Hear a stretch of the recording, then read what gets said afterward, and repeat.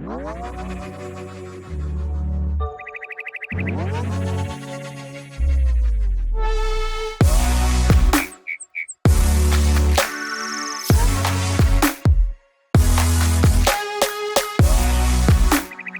to the show, everyone. It's the Crypto Lark. Today we're going to be talking about the Metronome ICO, the built-to-last cryptocurrency. We're going to be getting into just what Metronome is aiming to do after a few quick reminders. The first, that this is not financial advice. These are just opinions of one dude talking about cryptocurrencies on the internet. This is an ICO. Please always do your own due diligence for investing your own money, because there's always a certain amount of inherent risk in investing in any ICO. Furthermore, I'd like to mention that this is not a sponsored review, just a project that's getting a lot of talk in the community, so I thought it was time for an investigation. So what problem is Metronome trying to solve that isn't solved by another cryptocurrency? Well, essentially, where they come in and have a disagreement with other cryptocurrencies is that they think cryptocurrencies should be inflationary, not deflationary. They also worry that sticking on one chain or being beholden to one chain might not have the best long-term viability either. So they've actually built something that's going to be working across multiple chains. Are those real problems? I'm not so certain, but they seem to think they are. The key features of Metronome: portability, reliability, and self-governance. This, at its heart, is designed to be simply a cryptocurrency. No smart contract platform or any business like that coming to Metronome. It's just for paying person A to person B, essentially.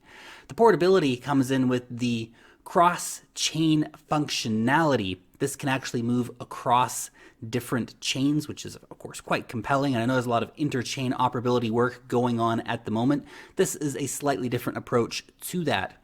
Self-governance. Metronome is at its core designed to function indefinitely without having to be managed by any particular group, such as a foundation or any particular individual. This is, of course, what we see with, for example, Bitcoin not being managed by anyone in particular, but by developers that come in and work on it. Even the authors of Metronome, once Metronome is launched post-ICO, won't have undue influence over it. Of course, they will still be the people who launched Metronome, so they'll have a certain amount of influence in the community without a doubt. And of course, they'll be the ones that are the first ones there pushing any ideas that come out for Metronome. But they will just be regular community members after that. As far as making payments, Metronome's set up for making things like subscriptions or recurring payments very easy. They also want to incorporate a mass pay option. So if I am running a business and I have 100 people to pay and I'm paying everybody with Metronome tokens, I can do that. Click of one button. That's pretty cool. 15 to 30 second settlement time setup. The fees in Metronome are going to be paid out to the validators that work on the cross-chain functionality. So, for example, if I have my Metronome tokens on the Ethereum Classic blockchain, so it'd be Ethereum Classic Metronome tokens, well, I could transfer those over to the Quantum blockchain, no problem. Send it across, it'll be burnt on the Ethereum Classic chain, and then it will appear on the Quantum chain.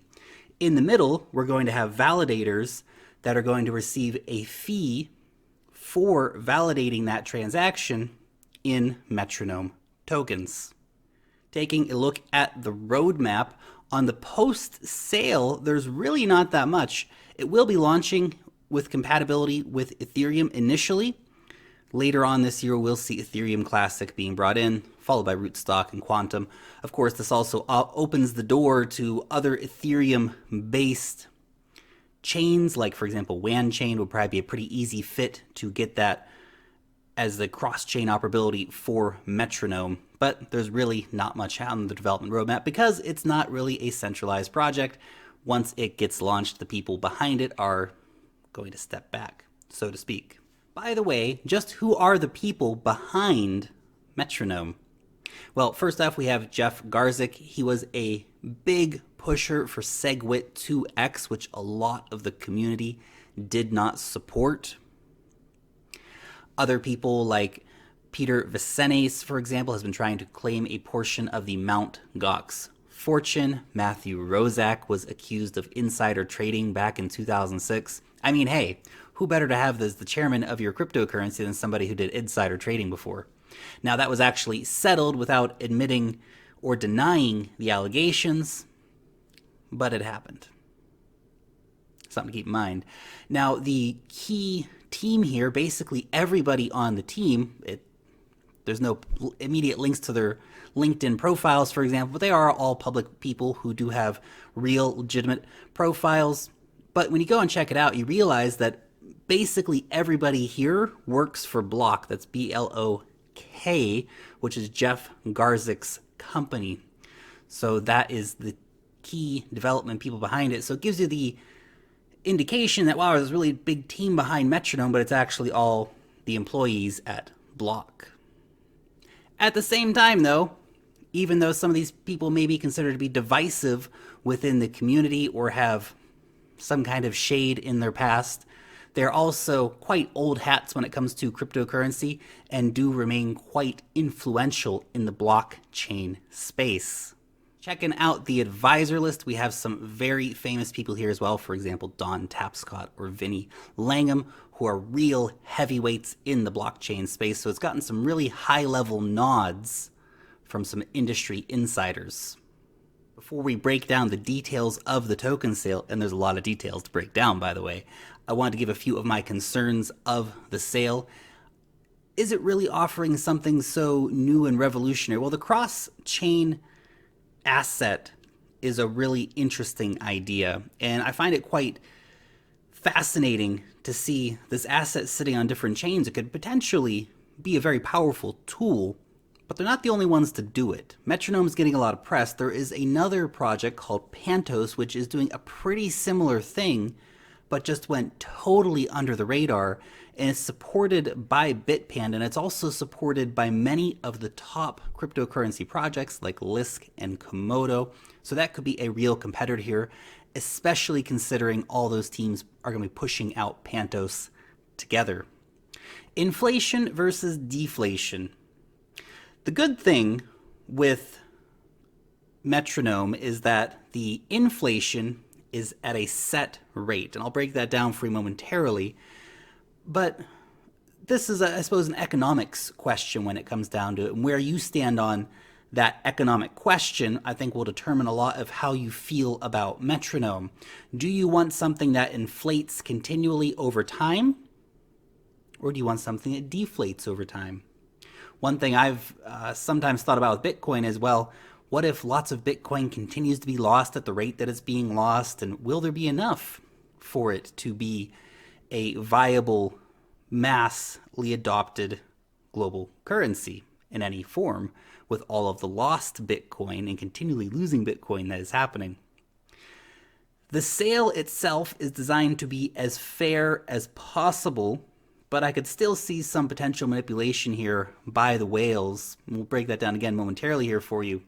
Will the incentives be sufficient to maintain a robust validator network? Because if you have these assets that simply exist on the Ethereum Classic chain and the Ethereum chain and the Quantum chain, will people actually be moving those from chain to chain so much? And if they're not, will you actually be able to incentivize those validators to keep running those validating nodes? An economic question that, of course, will be answered in time. The social media presence overall of the guys behind Metronome has been quite low. I think it kind of really fits with their idea of, we don't want to be necessarily the figureheads for this. We want it to be a decentralized project, a fair project, and we don't want to be out there having to represent for Metronome all the time, even though we're going to be some of the key people behind it. When I hopped into their Telegram group, it didn't appear to be super well administered. Again, the low social media presence is also equating into not taking care of those accounts. There was a scammer in there that had been there for some hours posting without any regular presence from the administrators to keep that place safe. Of course, DYR and cryptocurrencies if you're silly enough to fall for silly scams. But still, it would be nice to see them in a week almost before their sale to be keeping a really tight rein on their social media. Let's break down the token economics here. The metrics: 80% are being sold to the public, 20% are being kept by the founders. Now, the Metronome authors will receive 20% of the initial supply as a one-time fee. 20% of this, 25%, sorry, will be available on the closing of the initial supply auction. So they immediately get 25% of their allocation of tokens. The remaining 75% will be released every 3 months over a 3-year period. How to play the auction is an interesting question, because you can see behind me here, it is a descending auction. So the price actually starts at 2 Ethereum for 1 Metronome token. Obviously, no one's going to buy it for that. And so then it becomes a waiting game. And I feel like no one's going to buy it for half an Ethereum either, realistically. But these are just my thoughts. You guys will let me know what you think a good price for the token is going to be in the auction. But I have a feeling that it's going to come to the last hour, and everyone's going to try and get it as cheap as possible. It's a price discovery auction, essentially. What is the market going to be willing to pay for this? What will the perceived future value of it be? Remember, there'll be 10 million on the initial creation. I personally feel like, though, we're going to see a situation where in the last probably 2 or 3 hours, when the price gets cheap enough, we're going to see basically gas wars of people trying to get their transactions through as they move through on the price that they decided on. Considering what they have to offer, I'm trying to think, is this going to be a sale that's going to be worth $100 million market cap on day one? I don't think so. I feel like when you look around the current ICOs that are happening and the price behind some of these current ICOs, that perhaps a valuation of around $20 or $25 million for the total sale would be something fair. And in that situation, that's exactly what we're going to see, where we see the last couple of hours is where all the action in the auction is going to happen. So if we had an $8 million market cap post-sale, just for the 80%, of course, that are up for sale, you'd be looking at a little more than $1 a piece for a token. So it's something you can think about. If you think that this is an $80 million market cap project straight out of the gates, you'd probably be looking to pay between $10 and $12 for a token. I think around $5 or less would be a pretty decent place to be getting in at. It's so tricky, though, because what if a whale comes in and says, I'm going to buy all of it at $5, or as much as I can at $5? You still have this potential, even though it is an open and fair auction, for someone to come in and try to manipulate the process. But that always happens. There will also be a daily auction. So after the initial 7-day supply auction, there will be a daily auction of 2,880 Metronome tokens, or 2% annually. Now, the 2% is only going to be after 70 years. The first year, for example, we will see a 10% inflation in Metronome.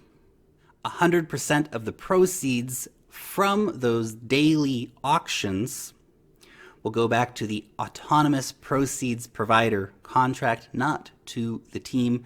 This is to set it up so that there will always be liquidity available to switch from Ethereum to Metronome and back. I think the intent behind the auction is great. I really feel like the guys behind Metronome are trying to make this as fair and as equitable as it can possibly be. The multi-chain asset is a great idea. Obviously, interoperability between blockchains is a very hot topic at the moment, and a lot of the key blockchain infrastructure projects are having this as a key focus, except that they also offer smart contracts and all these other rich features that won't be available on Metronome, at least at this time. Overall, a pretty interesting project, but I worry about actually trying to be able to get this at the price that you want it during the price discovery auction. But I'd really like to know from you guys, what do you think is a good price for Metronome in the discovery auction? Thanks so much for watching the video. Let me know what you think about Metronome in the comment section down below. If you enjoyed the video, make sure to leave a like on your way out the door. Come over and join us on Twitter where we continue the conversation.